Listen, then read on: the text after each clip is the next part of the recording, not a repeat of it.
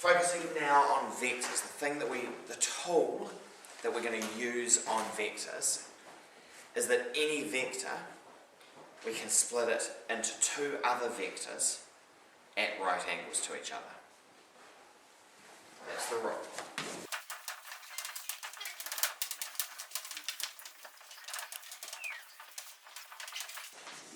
And this is a super useful thing for instance, if you're trying to find out just exactly what angle you need to throw someone up at from the back of a boat so that they go up straight in the air, even though the boat's moving along at 1.5 meters per second.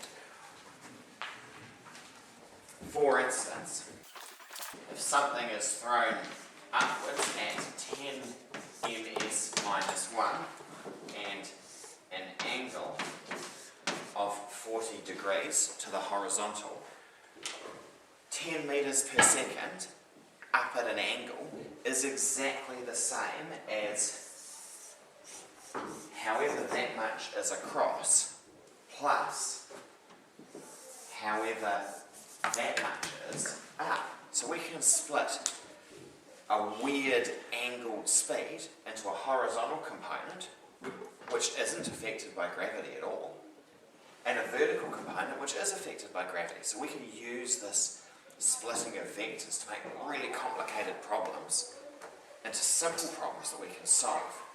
So to calculate using trigonometry these two sides, which trig function, sine, cos or tan, would we use for each of these, the vertical component and the horizontal one?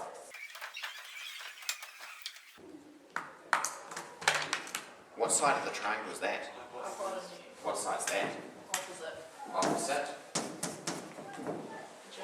Adjacent. So if we know the hypotenuse is 10, we're trying to find the opposite. Which trig function?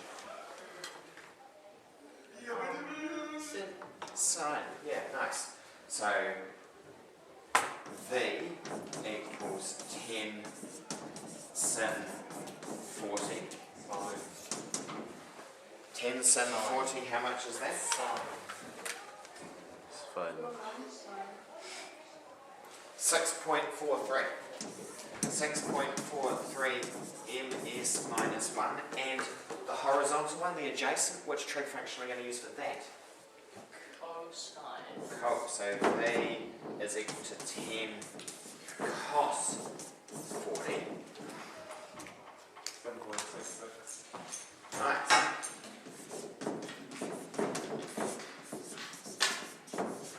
And this is where it becomes harder to believe. Because what we're saying is that 10 up at an angle is the same as 7.66 plus 6.43. And those numbers add together to make more than 10. So you're like, this can't be right, this can't work. But it does work because we're working now in two dimensions. We're working in an across dimension and an up dimension. We're working with vectors. So our normal number line maths isn't quite right. We've got to use vectors to analyse how the two components that make up the 10 might add together. So it turns out that 10 at an angle of 40 really is the same as throwing something so that it goes across at 7.66 and it goes up at 6.43.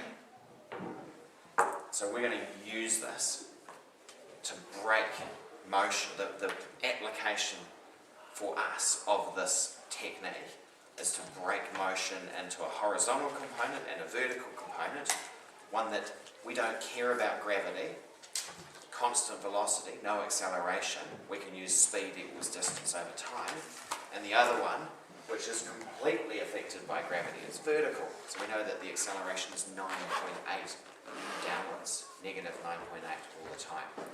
So this is going to let us solve projectile motion problems.